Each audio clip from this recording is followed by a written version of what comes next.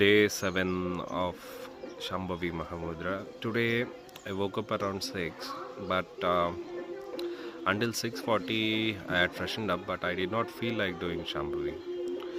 So until 7:10 I was just sitting on my bed like that, and I was so much invested in my thoughts. I was completely involved in the random thoughts that I was getting, the activity which I did previously, and how I could have acted in a different way, all those thoughts. But one of the tools of inner engineering came to rescue. That is, what is there right now is all there is. It cannot be any other way. When I thought of it,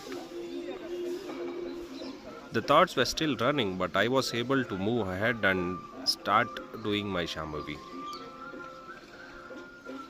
That is one thing that I observed today.